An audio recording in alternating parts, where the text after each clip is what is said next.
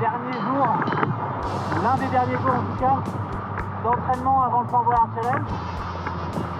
Aujourd'hui, c'est très light, bien plus qu'annoncé. On va tenter de faire du planning quand même.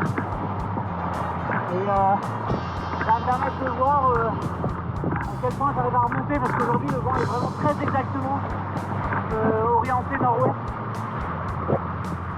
Donc on pourra vérifier sur la carte avec la trace GPS quel est mon angle de remontée.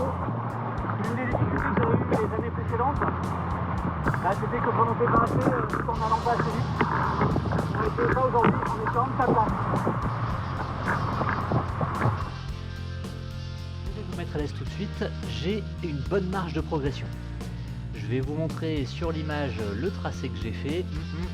On voit qu'il est vraiment parallèle à la plage. La remontée au vent, c'est clairement pas assez. Pourquoi ? Parce que la vitesse n'était pas présente. En fait, j'ai eu beaucoup de mal à faire du planning. Et bon, c'est au planning qu'on arrive à le plus gagner au vent, quand on n'a pas de dérive, comme c'est mon cas. Bon, par contre, ce qui est bien, c'est que quand même, j'ai fait une assez grande distance. J'ai fait quelque chose comme 25 km.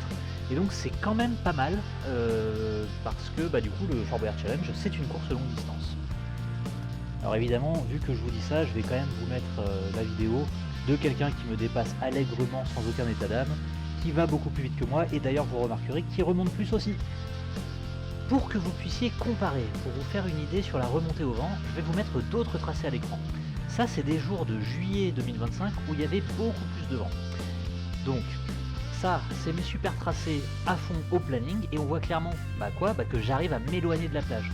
Le vent sur la plage du Jail, le vent arrive perpendiculairement à la plage. Donc si je m'éloigne, c'est bien que j'arrive à remonter au vent.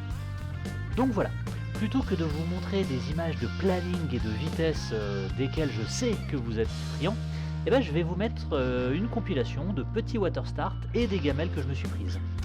En tout cas, ce sera la première fois pour moi que je fais le Fort Boyard Challenge avec le nouveau matos. Il m'aidera sans doute à être plus performant et j'espère que ça va marcher. Et en tous les cas, évidemment, je vous tiendrai au courant sur une prochaine vidéo. Il me reste 15 secondes pour vous dire que le Fort Boyard Challenge, c'est à Foura les 4 et 5 octobre 2025. Et comme disent les youtubeurs, je vais vous mettre le lien en description. En espérant quand même que je me prenne un petit peu moins de gamelles que ce que je vous ai montré là. Mais si vous suivez la chaîne, vous savez que par moment ça peut m'arriver de ne pas me débrouiller si mal que ça. En toute modestie bien sûr, vous me connaissez. Allez, à la prochaine.